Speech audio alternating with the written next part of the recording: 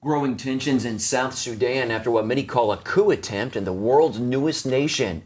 South Sudan President Salva Kiir says disgruntled citizens aligned with the former vice president led an unsuccessful attack against military headquarters this week.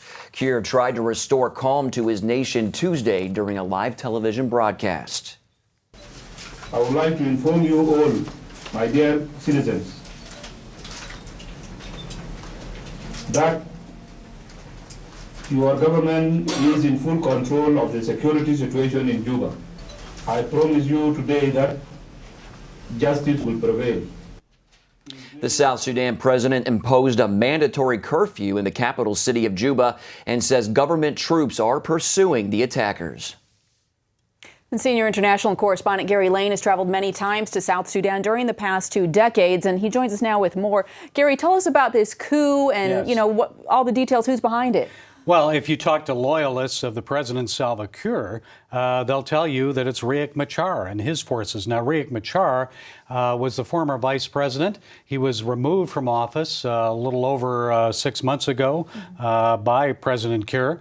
And some of the cabinet members. They are members of the Nuer tribe, which is a minority tribe compared to the Dinka tribe, which is the tribe that Kiir heads up. And I guess they feel like they're not having a say in the government anymore. So the loyalists are saying that's what's going on. Is there another version? Well, some people say no. Of course, Salva Kiir said that these are just disgruntled citizens. But really, it's ethnic fighting between tribes. Okay. Now, there's, of course, been this ongoing fighting between the North and the South for so many years. But now are we really seeing a shift in terms of Southerners against Southerners? Heather, I think most people pray and hope that that is not the case.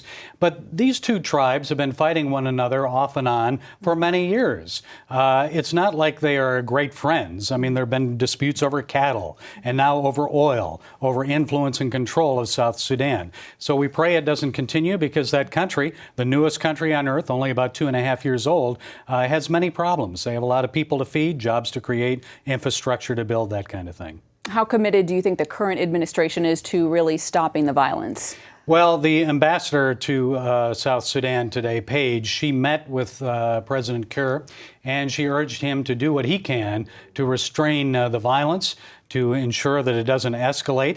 And I'm sure one thing that she said to him is, look, you were a great military leader on the battlefield, but that doesn't necessarily mean you're a great politician. To be a successful politician, you have to have an inclusive government. You have to include the Nuer in. And right now, there aren't many Nuer people in the government in higher levels. All right, a lot to keep on top of, Gary Lane. Yes, it's all up to those two leaders. All right, thanks for your time.